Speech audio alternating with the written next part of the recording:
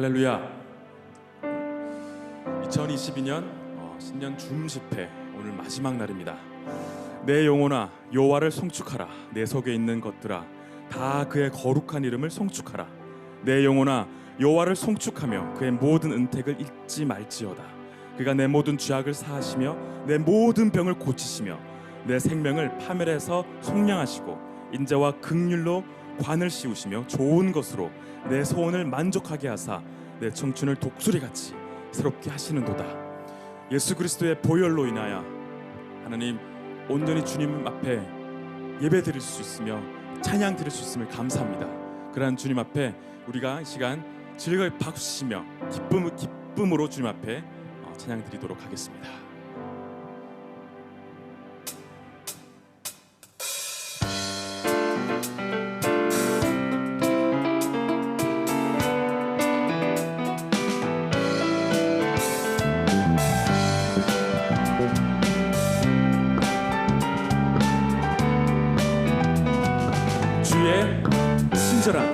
주의 친절한 발에 안기세 우리 마음이 평안하리니 항상 기쁘고 복이 되겠네 영원하신 발에 다시 한번 주의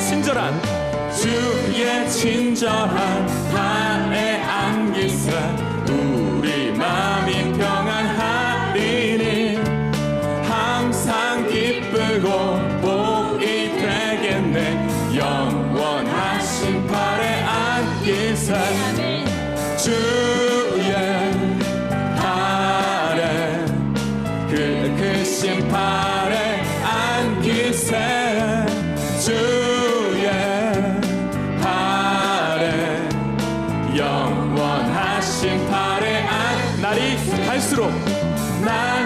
갈수록 주의 사랑이 두루 광명하게 비치고 전성 가는 길 편히 가리니 영원하신 발에 주님의 그 발에 주의 발에 그 크신 발에 안기세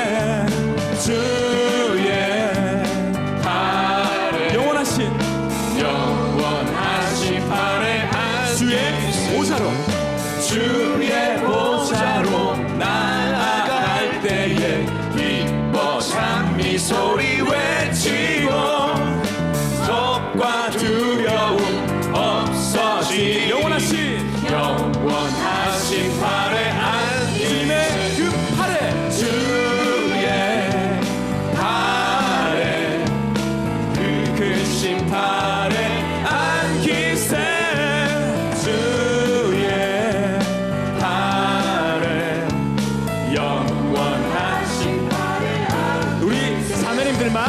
주 친절한 발에 안기세 우리 마음이 평안하리니 항상 기쁘고 복이 되겠네 영원하신 발에 안기세 주의 발에 그 크신 발에 안기세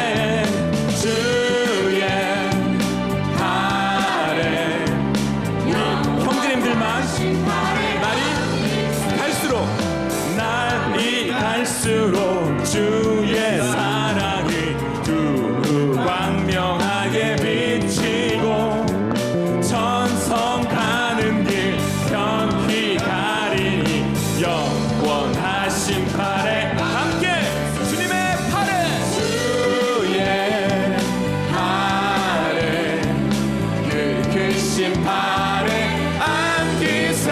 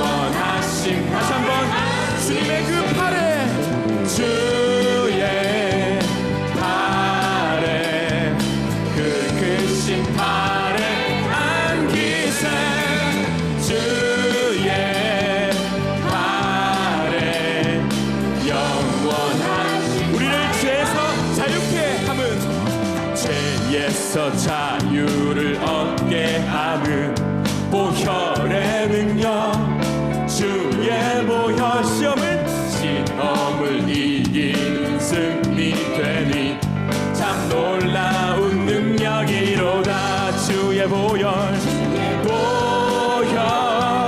능력이 또다. 주의 피 믿으오. 주의 보혈 그 어린 양의 매우 귀중한 피. 우리의 육체의 정욕을 이길 힘은 육체의 정욕을 이길 바로 보혈의 능력. 주의 보혈 정결한 마음을 얻게 하니 참 놀라운 능력. 눈보다 더 희게 밝히는 것, 눈보다 더 희게 밝히는 것 보혈의 능력. 주의 보혈 부정한 모든 것 밝히시니 참 놀라운 능력이로다. 그렇습니다. 주님 주의 보혈 능력이 또다. 주의 피 믿으오 주의 보혈 그 어린 양의 매우 귀중한 피. 구주의 복음을 전할 제목 보혈의 능력. 주의 보혈 날마다 나에게 찬송 주니 참 놀라운 능력이로다. 주의 보혈 능력이 또다. 주의 피 믿으오 주의 보혈 그 어린 양의 매우 귀중한 There is power wonder working power in the blood of the Lamb. There is power wonder working power in the precious blood of. 다시 한번 There is power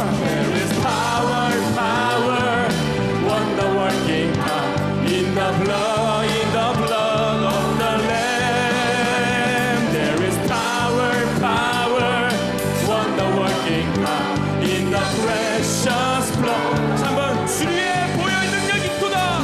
보혈 능력이 또다. 주의 피 믿으오 주의 보혈 그 어린 양의 매우 귀중한 피. 매우 귀중한 피로다. 매우 귀중한 피. 매우 귀중한 피로다.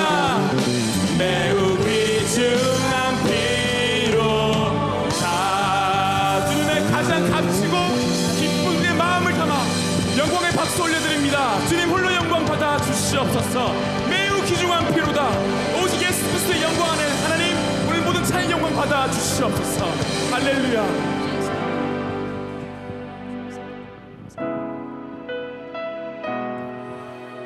오늘 집회 마지막 찬양곡을 이 곡을 선곡해 보았습니다. 하나님께서 가장 바라시고 원하시는 바로 주님 안에서의 그 행복 함께 누리시는 시간 되셨으면 좋겠습니다. 화려하지 않아도 정결하게 사는 삶, 가진 것이 적어도 감사하며 사는 삶, 내게 주신 작은 일 나눠주며 사는 삶, 이것이 나의 삶의 행복이라오. 이것이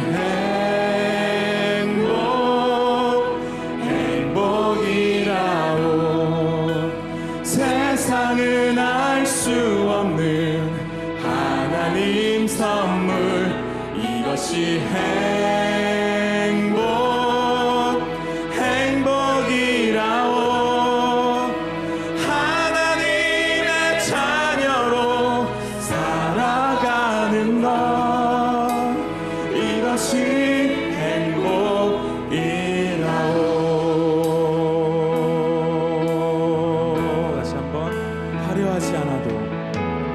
화려하지 않아도 정결하게 사는 삶, 가진 것이 적어도 감사하며 사는 삶, 내게 주신 작은 힘 나눠주며 사는 삶, 이것이 나의 삶의 2절 함께 찬양하겠습니다. 눈물 날 일 많지만, 눈물 날 일 많지만 기도할 수 있는 것, 억울한 일 많으나 주를 위해 참는 것, 비록 짧은 작은 삶 주 뜻대로 사는 것, 이것이 나의 삶의 행복이라오. 이것이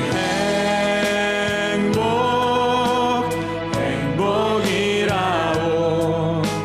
세상은 알 수 없는 하나님 선물, 이것이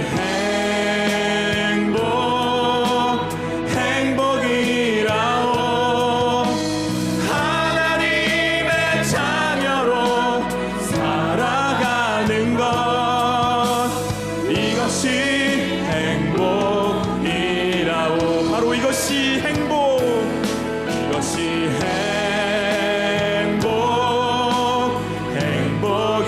행복이라오. 세상은 할 수 없는 하나님 선물, 이것이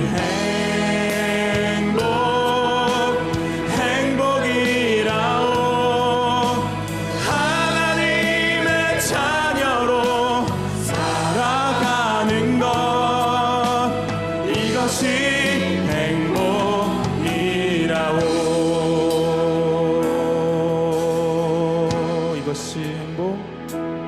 이것이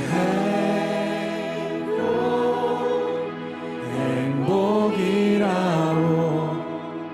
세상은 알 수 없는 하나님 선물, 이것이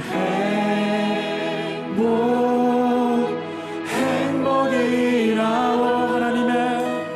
하나님의 자녀로 살아가. 하나님의 자녀로 살아가. 하나님의 자녀로 살아가는 것, 하나님의 자녀로 살아가. 하나님의 자녀로 살아가. 하나님의 자녀로 살아가는 것, 이것이 행복이라오.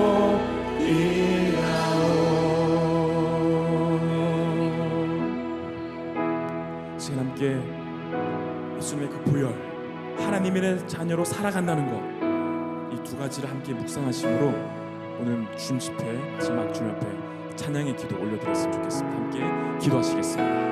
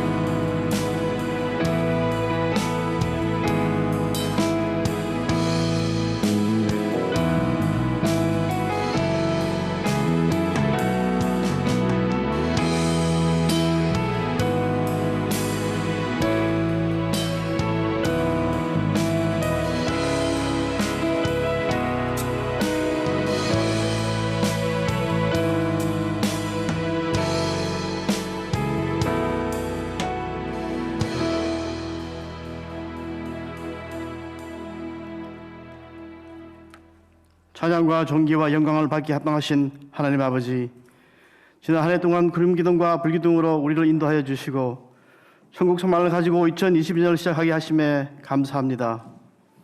새해를 맞아 코비드-19로 인한 힘든 여건 속에서도 신년은혜 줌 집회를 갖게 하시고 여러 강사님들의 간증과 찬양 말씀으로 믿음의 풍성한 은혜를 채워주심에 감사합니다.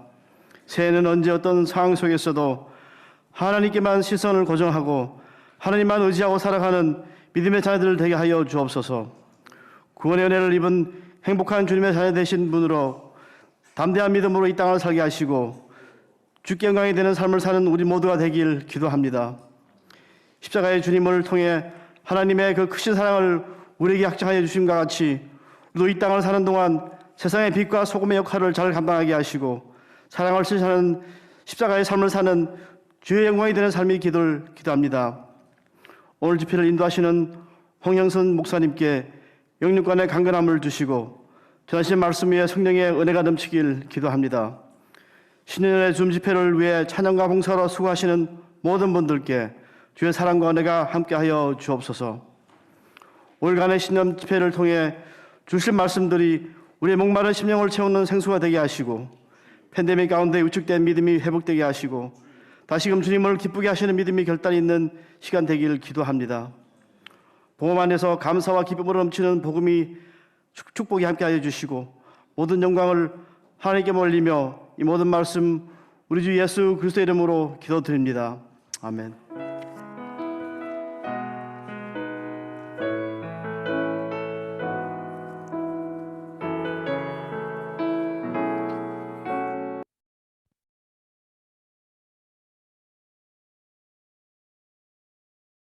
현장에 또 이렇게 오늘 추운 날씨인데 참여하신 여러분들 환영합니다.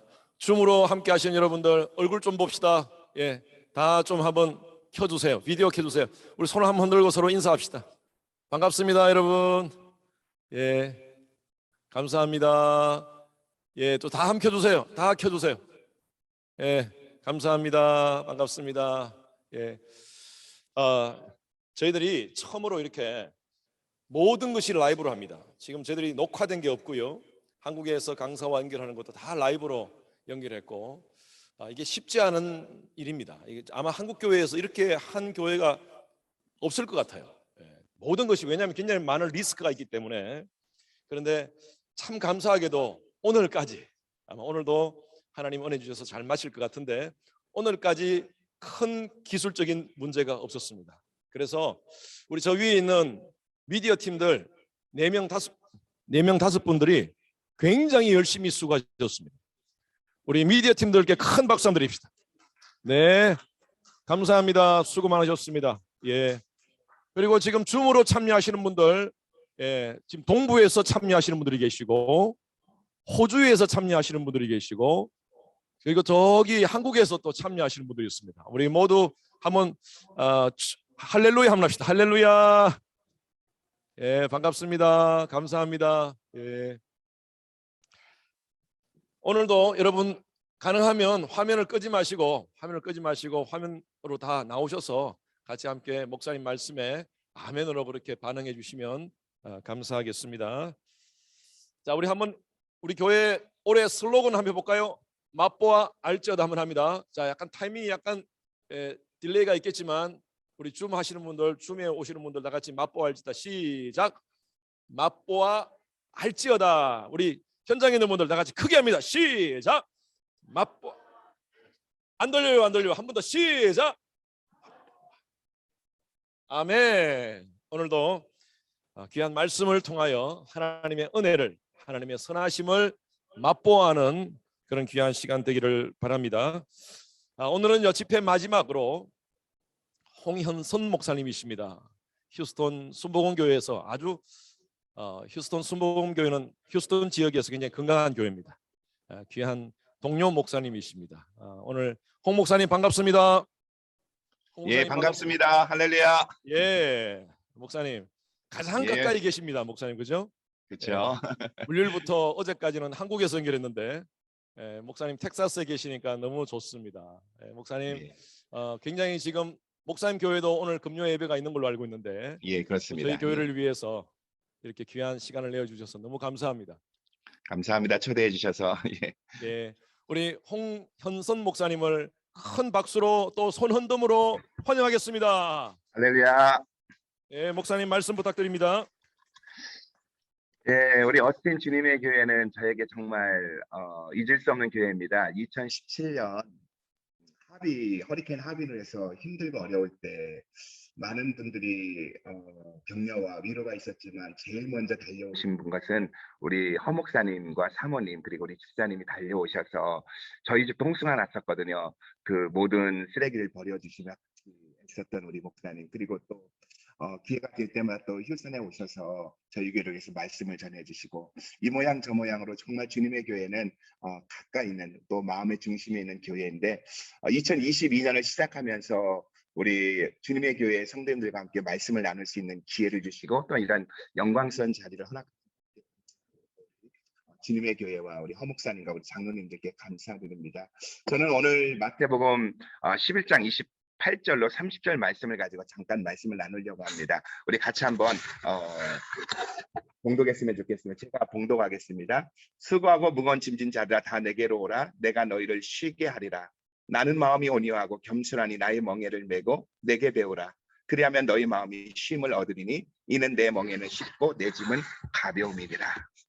오늘 본문에 보면 예수님은 수고하고 무거운 짐진 자들아 다 내게로 오라면서 우리를 천국으로 초청하고 계십니다.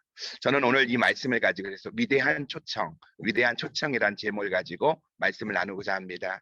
2022년 신년에 주님의 교회 성도님들에게 그리고 저에게 주님이 주시는 말씀입니다.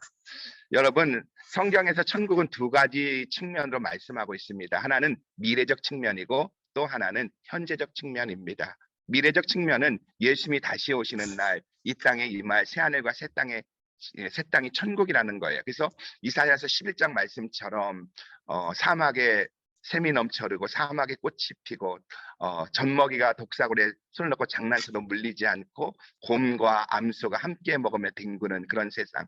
예, 주님이 다시 오신 날 이루어지죠. 그리고 또 하나의 측면은 현재적 측면입니다. 지금 이 순간에도 예수님이 계신 곳이 예수님이 통치하는 것이 바로 천국이라는 겁니다. 그래서 예수님 그렇게 말씀했잖아요. 천국은 여기 있다 저기 있다가 아니라 너희 안에 있다 이렇게 말씀하셨잖아요. 그러니까 천국은요 새하늘과 새 땅뿐만 아니라 오늘 또 주님이 통치하시고 다스리시는 곳이 바로 천국이라는 겁니다. 그러면 우리가 그 천국을 어떻게 느끼고 누릴 수 있느냐는 거죠. 어떻게 그 천국을 맛보아 알 수 있느냐는 겁니다. 이 질문에 예수님은 한마디로 어린아이같이 진실하고 순전한 사람들에게 하나님 나라가 느껴진다고 말씀하고 있습니다. 그러나 교만하고 비판적이고 불신앙으로 가득 찬 사람들에겐 천국이 감추어진다고 말씀하고 있어요. 그래서 25절 한번 읽어볼까요? 오늘 마태복음 11장 25절입니다. 제가 한번 봉독할게요. 그때 예수께 대답하여 가라사대 때 천지의 주제이신 아버지여 이것을 지혜롭고 슬기는 자들에게 숨기시고 어린아이들에게는 나타내심을 감사나이다. 우리는 여기서 천국은 아무에게나 보여지는 곳이 아니란 사실을 알게 되어집니다. 아무나 맛볼 수 있는 게 아니래요. 악의에 차서 비판하는 사람들에게 교만한 사람들에게 또 불신앙으로 가득 찬 사람들에게는 천국이 감추어진다는 겁니다. 이런 사람들은 천국이 없는 것이 아니라 천국이 보이지 않고요. 그리고 하나님이 안 계신 것이 아니라 하나님이 안 느껴진다는 겁니다. 그러면 누가 천국을 맛보고 알 수 있다고요? 우리가 선하심을 천국을 맛보아 알지어다. 누가 맛보아 알 수 있다고요? 오늘 본문의 예수님은 어린아이들이라고 말씀하고 있습니다. 여러분 어린아이의 특징이 뭐죠? 의심이 없다는 거예요. 어린아이는 엄마를 의심하지 않습니다. 엄마를 보면서 엄마가 자기 엄마인지 의심하지 않아요. 엄마 품에 안겨서 엄마의 젖을 먹으면서 아유 이 엄마가 나의 진짜 엄마인가 나랑 유전자 같을까 하면서 의심합니까? 아니잖아요. 마찬가지로 어린아이처럼 하나님을 신뢰하면 천국이신 하나님이 예수님이 보이고 느껴진다는 겁니다. 그래서 예수님은 하나의 모델을 제시하고 있는데 그 모델이 누구냐? 예수님 자신이에요.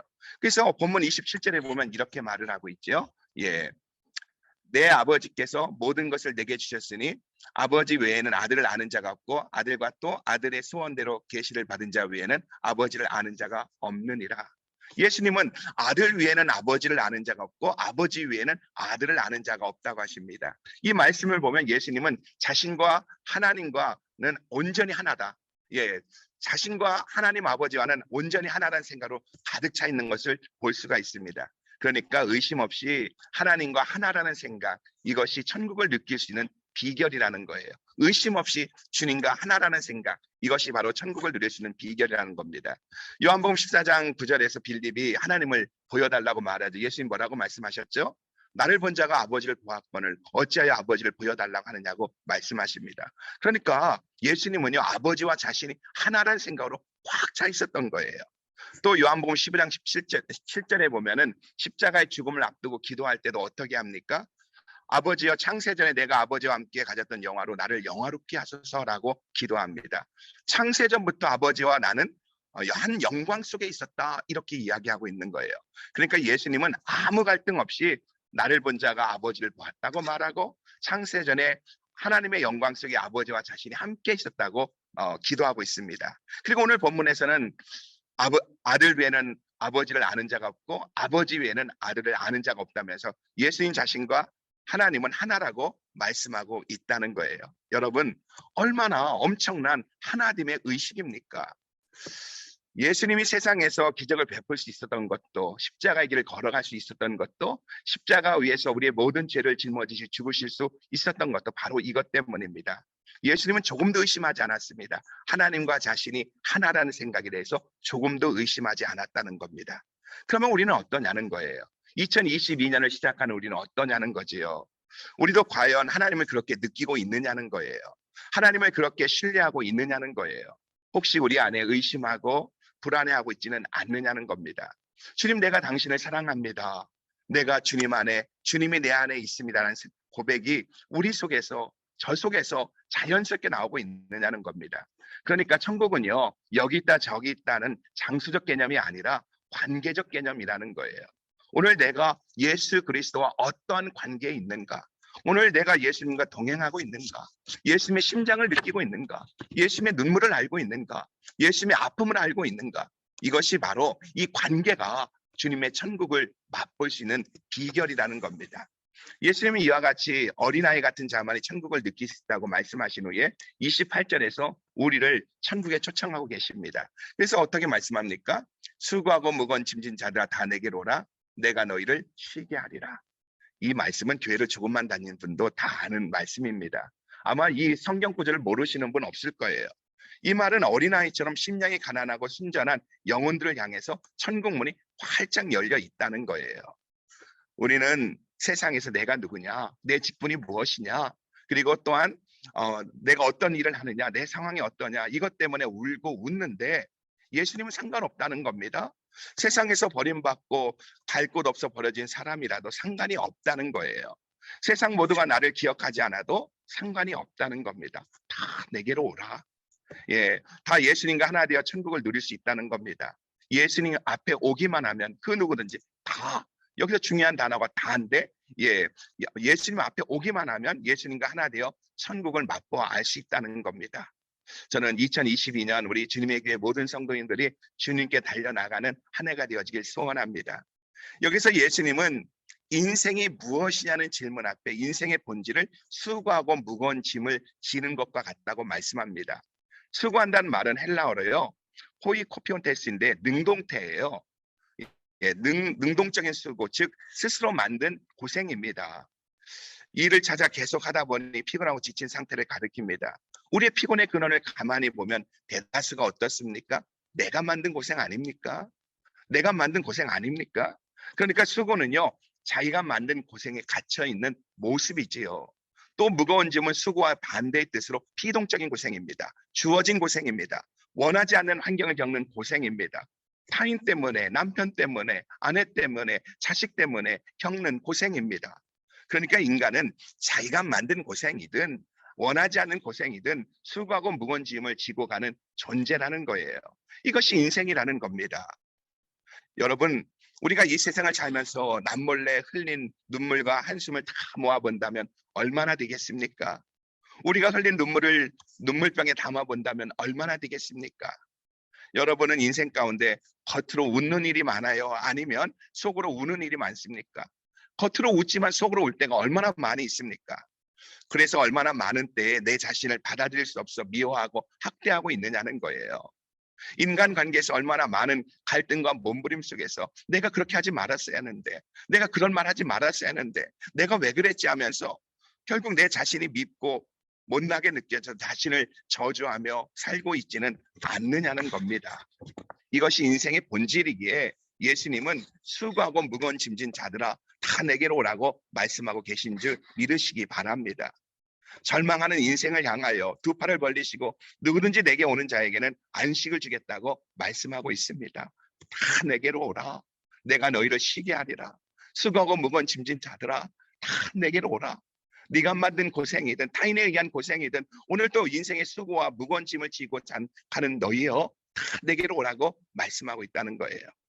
여러분, 하나님이 아니라면 누가 감히 이런 절대적인 초청과 약속을 할 수 있겠습니까? 이것은 하나님만이 하실 수 있는 절대적인 초청이요 절대적인 약속인 줄 믿으시기 바랍니다. 이렇게 예수님은 초청하시면서요 29절에서 안식을 얻는 구체적인 두 가지 비결을 말씀합니다. 다시 말해서 예수님과 온전히 하나 되어 천국을 경험하는 두 가지 비결, 천국을 맛보아하시는 두 가지 비결을 말씀하고 있습니다. 29절을 보면은 그 첫째는요 예수님께서 만들어주신 멍에를 매라는 거예요. 그리고 또 하나는 예수님께 배우라는 거 말씀합니다. 그러니까 예수님과 진정으로 하나 되고요. 천국을 맛보시는 비결은 예수님이 만들어주신 멍에를 매야 되고 그리고 예수님께 배워야 한다는 겁니다. 그때 주님과 온전한 관계가 형성되어지고 온전한 하나됨이 이루어진다는 거예요. 우리는 삶을 살면서 내 멍에가 너무나 무겁고 고통스럽게 느껴져 이 멍에를 벗어야 쉴 수 있다고 생각을 합니다. 근데 예수님 그렇게 말씀하지 않아요. 나는 멍에를 벗고 싶어서 교회 나오고 멍에를 벗고 싶어서 주님 앞에 나오는데 주님은 그렇게 말씀하지 않아요. 멍에를 메어야 안식이 있고요. 멍에를 메어야 천국이 있다고 하십니다. 여러분, 저는 충청남도 당진 출신입니다. 제 고향 당진을 아십니까? 예, 정말 시골입니다. 그리고 부끄럽게도 초등학교 3학년 때 전기가 들어왔습니다. 그래서 저의 기억 속에는요, 소가 밭을 가는 모습이나 소가 그 달구지를 끌고 가는 모습들이 많이 기억이 납니다. 여러분, 농촌에서요, 소가 밭을 갈 때에 쟁기를 어디에다 연결하는지 아세요? 예, 멍에에다 합니다. 우리 한번 첫 번째 사진 한번 보여주실래요? 참고로 저기 밭을 갈고 계시는 분은 저희 아버지가 아니십니다. 예. 자, 근데 보세요. 예. 쟁기는요, 항상 어디에다가 소 목에 있는 어깨 위에 있는 저 멍에에다 연결해서 밭을 갈고 저 멍에에다가 달구지를 연결해서 달구지를 끌게 합니다. 근데 젊고 경험 없는 소들은요, 저 무거운 멍에를 메고도 어디로 갈지 방황합니다. 온 밭을 헤집고 다녀요. 그래서 이미 갈아 놓았고 정리해 놓은 것을 어지럽힙니다. 그때 저렇게 날뛰는 소를요 제어하는 것이 있는데 그게 뭐냐 하면은 콧뚜레예요. 콧뚜레. 두 번째 사진 한번 보여주시겠습니까? 예, 콧뚜레는 어떻게 하냐면은요 소를 꼼짝 못하게 묶어놓고요. 그리고 주인이 새꼬챙이를 가지고 가서 코에 구멍을 뚫습니다. 양쪽 콧구멍을 뚫고 그곳에 이렇게 그 물풀의 나무라든지 버들나무라든지 연한 나무 가지를 끼워서 이렇게 만든 것이 콧뚜레입니다. 근데 이 콧뚜레를 잡아당기면 소가 너무 아파합니다. 그래서 콧뚜레를 쥐어 틀면은요 소가 엄청 아파해요. 그래가지고 자기 멋대로 가던 자기 마음대로 가던 소가 어떻게 합니까? 주인이 콧뚜레를 쥐어 틀고 끌면은요 주인이 끄는 대로 끌려갑니다. 어깨는 무거운 멍에를 메고요. 코는 아파서 질질 끌려가면서 밭을 갈게 되어집니다. 여러분 얼마나 힘들고 어렵겠어요. 하루 종일 그렇게 무거운 멍에를 메고 쟁기를 끌면서 그리고 코가 아파서 질질 끌려가면서 하루 종일 밭을 가는 모습, 이 소의 모습을 한번 생각해 보십시오. 어쩌면 오늘 우리의 모습이 이런 모습이 아닐까 생각합니다. 어깨에 그 무거운 멍에를 메고 세상에 콧기어 질질 끌려가는 모습은 아닌지요.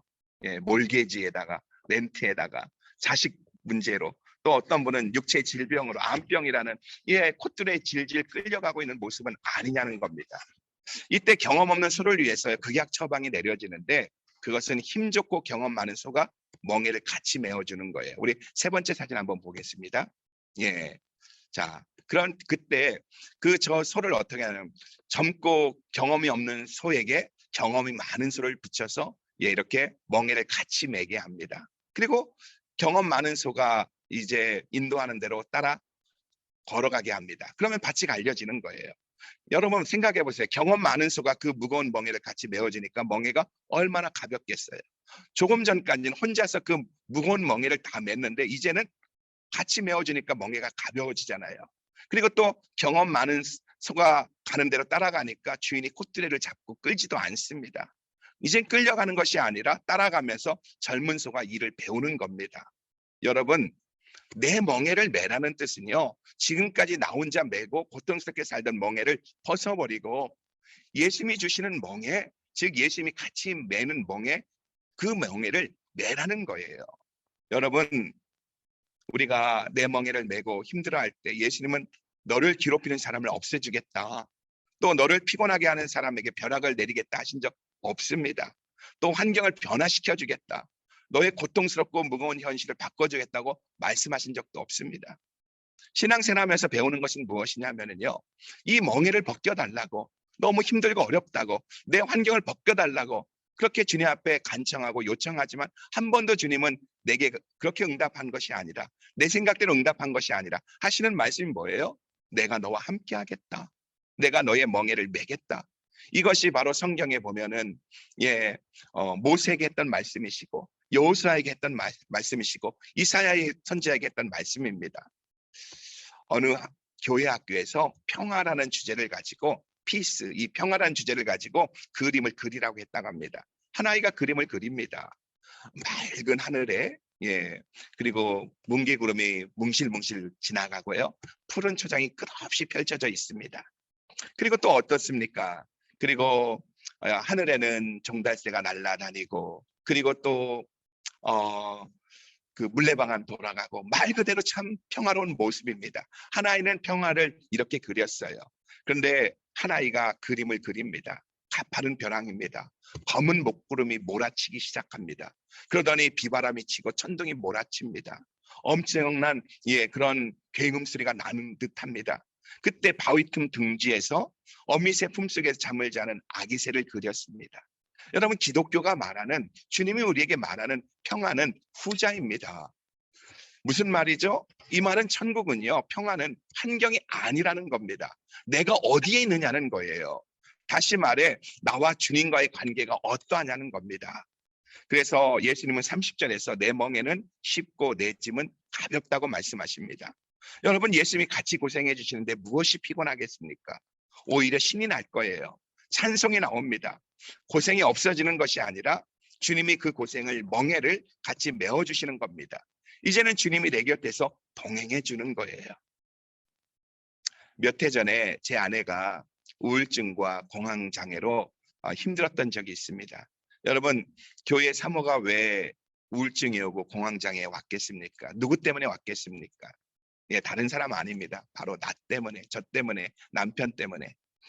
저희가 이 교회를, 휴선순복음교회를 지금 19년째 섬기고 있는데, 처음 이 교회를 소개받고 왔을 때 이 교회가 많이 어려웠습니다. 와서 보니까 아이들까지 18명이었어요. 그리고 저희 전임 목사님께서 10여 년간 이 힘든 교회를 이끌려고 몸부림치시다 보니까 어쩔 수 없이 떠나게 되어졌고, 떠나면서 그동안 있었던 빚을 정리해 보니까, 그래서 건물을 통해서 재융자를 받아서 그것을 정리하고, 제가 와서 첫 페이먼을 하는데 한 달에 페이먼이 2,300불입니다. 근데 한 주에 헌금은 500불 나오는 거예요. 600불 나오는 거예요. 페이먼도 안 되는 겁니다. 근데 걱정이 없었습니다. 겁이 없었습니다. 왜냐하면은요, 휴선을 향해서 올 때 하나님께서 제게 주셨던 말씀이 있었습니다. 약속이 있었습니다. 에스겔서 37장의 말씀처럼 에스겔 골짜기의 마른 뼈들에게 하나님의 말씀이 대언되어지니까 뼈들이 연결되어지고 살갗이 생기고 힘줄이 생기고, 그리고 생명이 들어가 군대로 일어났듯이 휴선 지역에 하나님의 말씀이 대언되어질 때 이 휴선 교회가, 그리고 휴선 지역이 군대로 일어날 것이라는 하나님의 약속의 말씀을 주셨기 때문에 기쁨으로 달려왔습니다. 그러게 힘든 줄 몰랐어요. 그래서 오자마자 제 아내와 함께 낮에는 신방 다니고 전도하고, 저녁에는 또 성전에 꿇어엎드려 기도하고, 이러면서 시간을 보내며 달려갔습니다. 근데 1년, 2년이 지나면 제 아내의 한쪽 얼굴에 그늘이 지는 거예요. 그래서 그 그늘의 이유가 무엇인가 가만히 보았더니 아이들 때문에 그런 겁니다.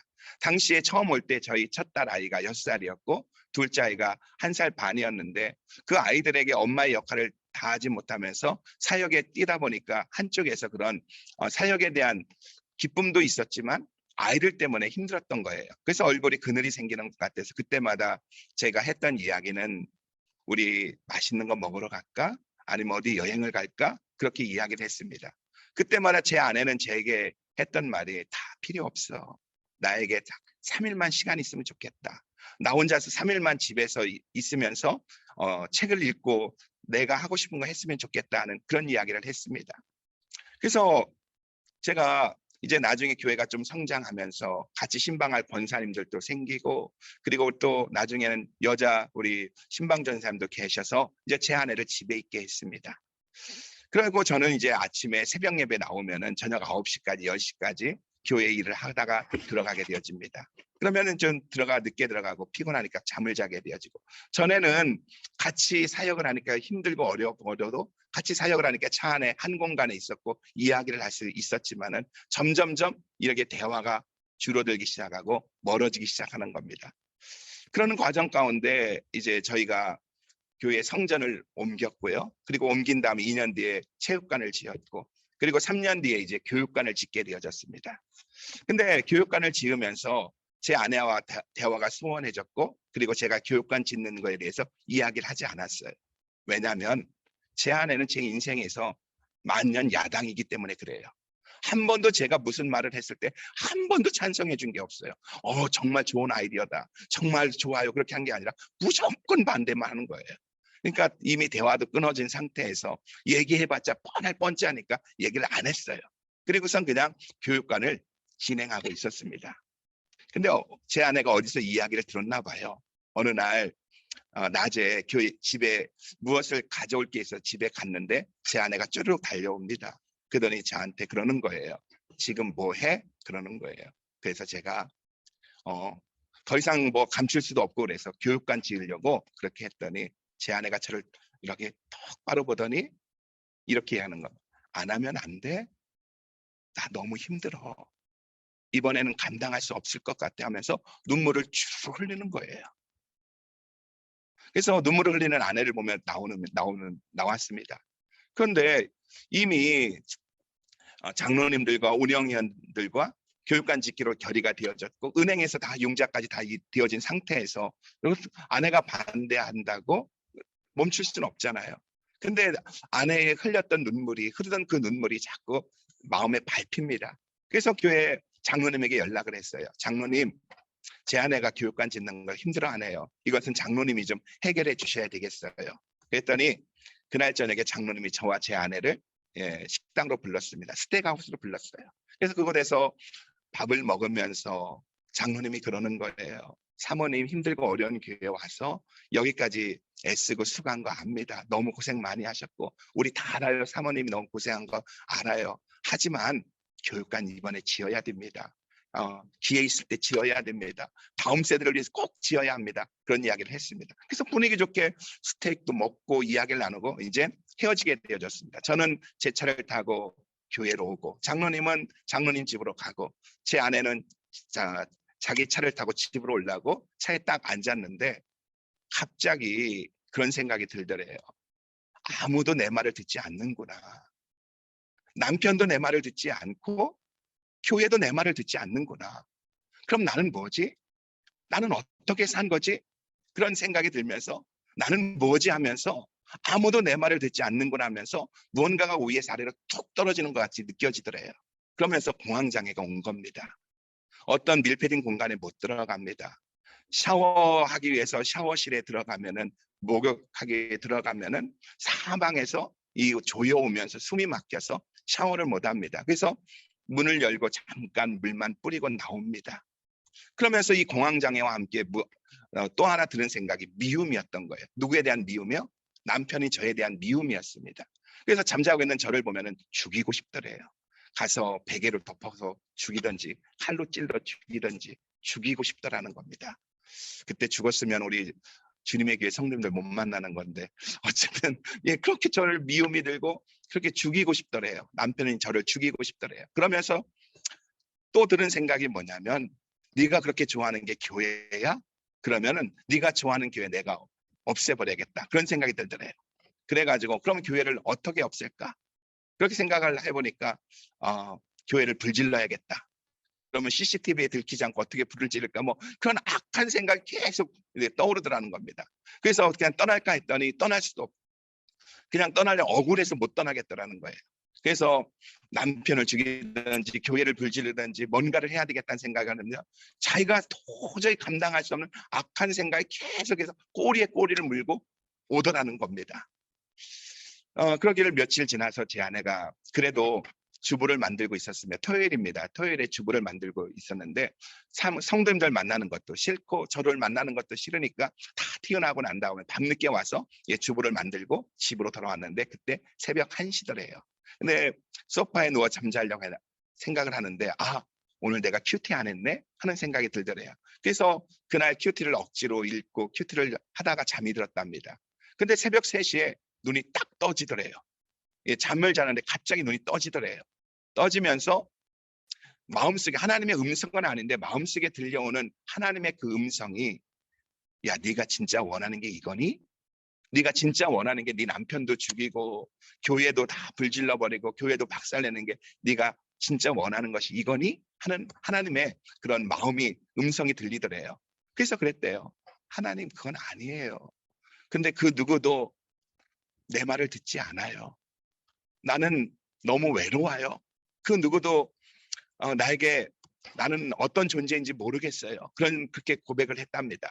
그랬는데 좀 있다가 또 마음속에 들려오는 음성이 그러더래요. 남편 곁으로 가라. 그러는 것 같더래요. 왜냐하면 저희가 이미 몇 개월 전부터 대화가 끊어지고 그리고 서로에 대해서 시큰둥해지다 보니까 저는 이젠 방에서 자고 제 아내는 거실 소파에서 자고 그러기를 몇 개월이 지났어요. 근데 주님이 그러시는 것 같더래요. 네가 진짜 원하는 게 이거니? 그러더니 남편 곁으로 가라. 그러는 것 같더래요. 근데 그 말은 죽기보다 싫더래요. 가기가 싫더래요. 근데 자기가 여기에서 순종하지 않으면은 이 멍에를 자기가 거절하면은 하나님께서 자기를 그 악한 생각 속에 있는 끊임없이 그 악한 생각에 빠져들어가는 데서 건져주지 않을 것 같은 생각이 들더래요. 그래서 억지로 순종해서 일어나서 잠자고 있던 덮고 있던 그 블랭켓을 들고 방으로 들어가기 시작합니다. 근데 그 짧은 거리가 그렇게만 멀게 느껴지더래요. 억지로 딱 들어와서 침대에 딱 누우려고 보니까 제가 잠자는 모습 얼굴 보니까 참 옆에 눕고 싶은 마음이 조금도 안 들더래요. 그래가지고 어떻게 하지? 그런데 또 내가 여기서 순종하지 않으면 내가 여기서 멍에를 매지 않으면 안 되겠다는 생각에 침대에 올라가서 저와 닿지 않으려고 침대 구퉁이 해서 쭈그리고 앉아서 이렇게 쭈그려서 누웠다는 겁니다.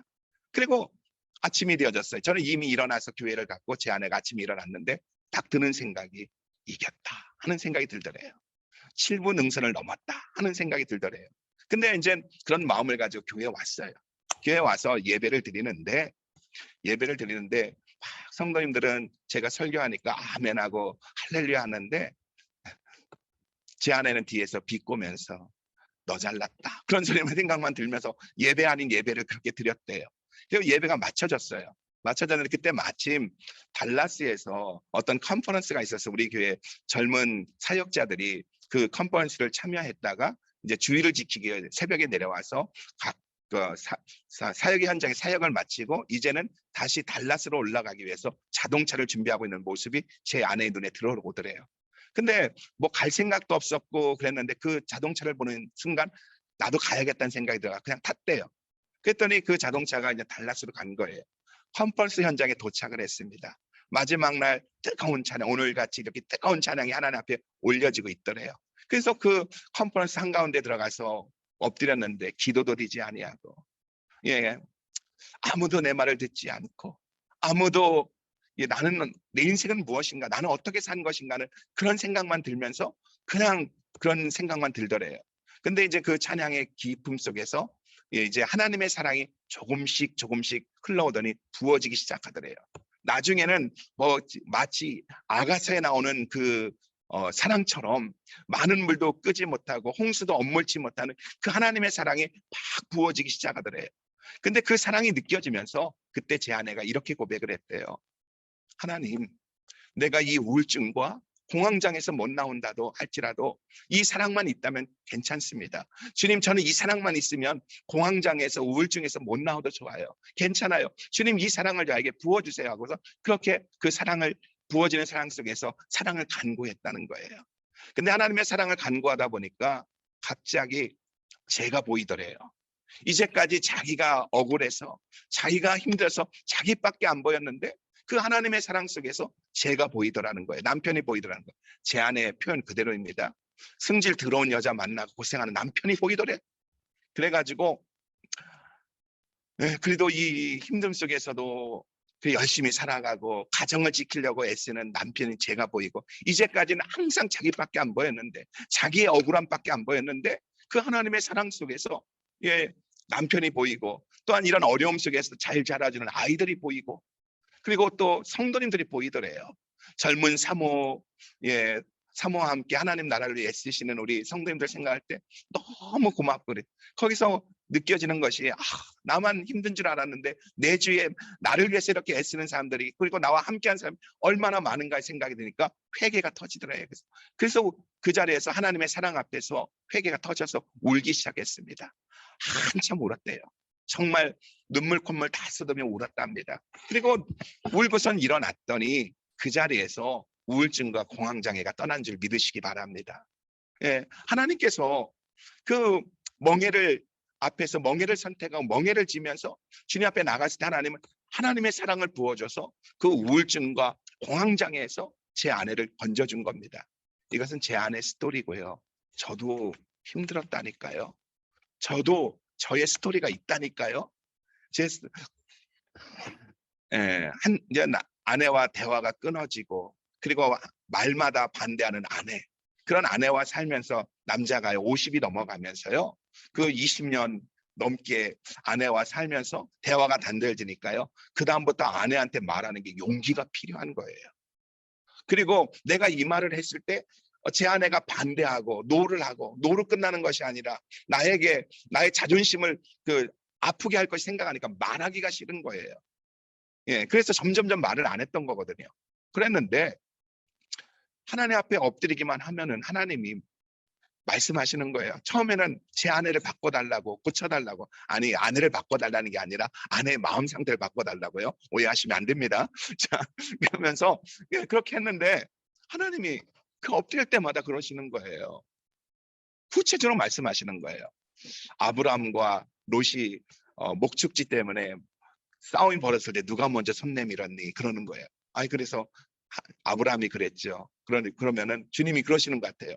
그러면 큰 자가 손을 내밀어야 하니 작은 자가 손을 내밀어야 되니 남편이 손을 내밀어야 되니 아내가 손을 내밀어야 되니 그래서 그러면 남편이 해야죠.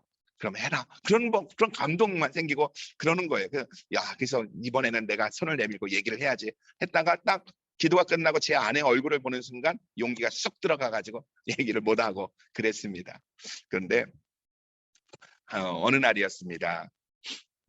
교회 일로 제 아내에게 카톡을 보낸 일이 있었어요. 그래가지고 제 아내에게 그 교회 해야 할 이야기를 쓰고 맨 뒤에다가 진짜 용기를 내서 거기다 제가 한 줄을 썼습니다. I love you 라고 한 줄을 썼어요.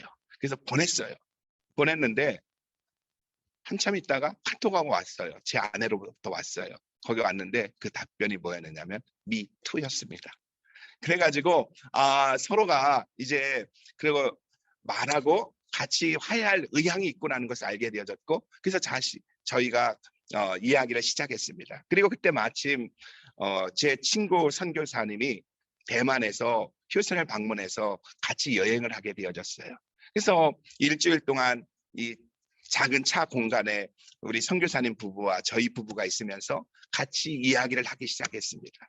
처음에 한 3, 4일은 같이 차를 타고 있어도 얘기를 안 했는데 마지막 날쯤 되어져서 친구 선교사가 그러는 거예요. 저한테 그러는 거예요. 홍 목사 이제 여행도 끝나가는데 할 말이 있지 않아? 그러는 거예요. 그래서 제가 그때 여기에서 내가 말을 못하면은 안 되겠다. 그리고 이미 제 아내도 미투라고 얘기를 했으니까 그러면 용기를 내서 그랬어요. 이상하다고. 나는 당신에게 말하려면 용기가 필요하다고. 너무 힘들다고. 그리고 솔직히 무섭다고. 그렇게 이야기를 했어요. 그러면서 서로가 그 감정들에 대해서, 아픔들에 대해서 이야기하기 시작했고, 그것이 깊은 이야기로 되어져갖고 회복되어졌습니다. 그래서 저희 가정이 회복되어졌고요. 지금은 제 아내와 함께 정말 행복하게 살고 있습니다. 그리고 감사한 것은 제가 이런 이야기를 교회에서 우리 성도님들에게 오픈을 했어요. 예, 설교 시간에 우리 부부의 그런 갈등 이야기를 했어요. 그랬더니 예배가 끝나고 났더니 성도님들이요, 여기저기서 그러는 거예요. 저도 우울증이에요 하는 분들이 한두 분이 아닌 거예요. 목사님 저도 약 먹고 있어요 그러는 거예요. 그러면서 우울증에 걸렸던 분들이 나오시는데 그분들이 다 어디를 중심으로 모이느냐면 제 아내 중심으로 모이는 거예요. 그러면서 그분들이 정기적으로 모여서 밥도 먹고 이야기도 나누고, 그러면서 이구동성을 하는 말이, 그 누구도 내 말을 이해해 주지 못하고 그 누구도 내 말을 듣지 않는데 사모님은 내 말을 알아듣는다고, 내 마음을 안다고 하면서 이야기를 나누는 거예요. 오늘 여러분, 천국은요 상황이 아니라 관계라고 했습니다. 그리고 그 관계는 주님의 멍에를 메고 예수님께 배울 때만이 주님과의 온전한 관계가 형성되어진다고 말씀하고 있습니다. 그래서 예수님은 제자들을 부르시면서 뭐라고 말씀하셨어요? 누구든지 나를 따라오려거든 자기를 부인하고 자기 십자가를 지고 나를 쫓을 것이니라. 자기 십자가를 지고 멍에를 메고 예수님을 쫓아야 한다는 겁니다. 그때 주님의 마음과 주님의 심장을 알 수 있다는 거예요. 여러분, 십자가가 뭡니까?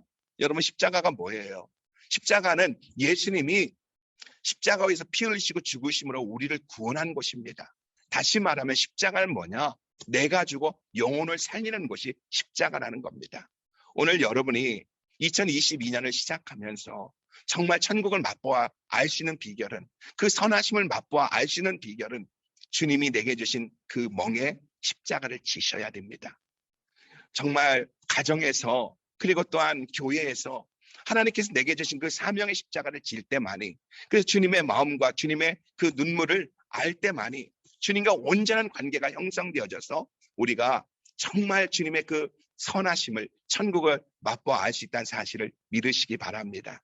저는 2022년 우리 어스틴 주님의 교회가, 우리 또 성도님 한 분 한 분이 그냥 교회만 왔다 갔다 하는 신앙인들이 아니라 주님의 심장을 알 수 있는, 주님의 마음을 알 수 있는 그런 신앙인들이 되어지길 원합니다. 그런데 그것은요, 주님의 그 십자가를 생각하며 내게 주신 멍에를 맬 때만이 가능하다는 사실 앞에서 주님의 그 멍에를 메고 주님을 따라 주님을 배우면서 살 때 우리 안에 천국의 기쁨이, 그리고 또한 그 하나님의 그 선하심을 맛보아 하는 놀라운 역사가 있을 줄 믿습니다.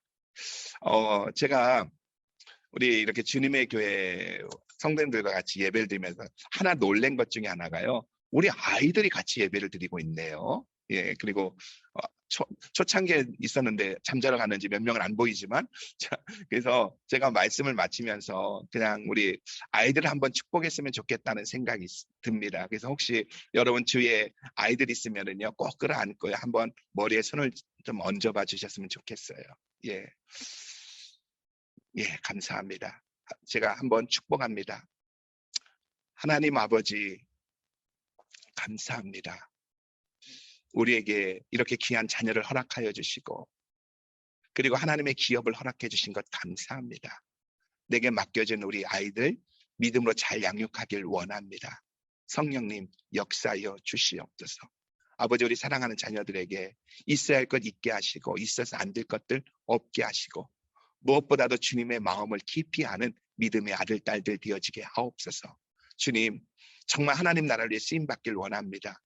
아버지 하나님, 우리 자녀들에게 암기력, 이해력, 창의력, 독창력, 표현력, 응용력 모든 부분에 탁월함을 더하여 주시고, 기도하옵는 것은 아버지 하나님 무엇보다도 하나님을 예배하는 예배자들로 우리 아이들을 축복하여 주시옵소서.